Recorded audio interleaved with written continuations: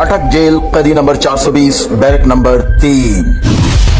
कानून के शिकंजे से हमेशा ही बचता रहा, जिसके जुराइम की कहानी बहुत तवील है। सिलसिला शुरू होता है कैलिफोर्निया की एक अदालत से मफरूरी का, जहां वो एक नाजायज बेटी का बाप मगर मानने से इंकारी, क्योंकि औरतों का सबसे बड़ा शिकारी, वर्ल्ड कप के 5 मैचेस में टीम से बाहर, मगर फिर भी वर्ल्ड कप जीतने का सारा क्रेडिट खुद। जीता तो किसी एक खिलाड़ी का भी शुक्रिया अदा ना किया।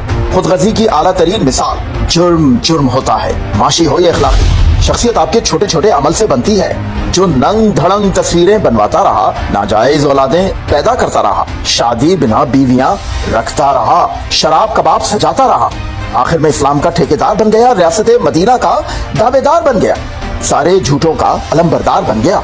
वक्त गुजरता रहा, जुर्म बढ़ता रहा, इख्तिदार में आया तो झूठे नारे, दावे, वादे सब कौम को देकर बदले में एतबार लेकर धोखा देता रहा और अमर बिलमारूफ कहता रहा।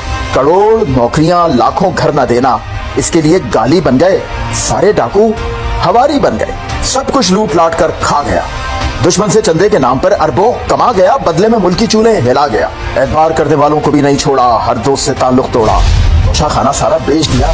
मईशत बर्बाद हुई, दोस्त नाराज हुए, अल्लाह रसूल का नाम लेकर अलकादिर को बनाया, फिर उसी के नाम पर कौम को 60 अरब का चूना लगाया। रिश्वत में अरबों लेकर कश्मीर दुश्मनों को देकर झूठ का कारोबार करता रहा, कभी इधर कभी उधर, खुद ही अदाकारी करके मरता रहा।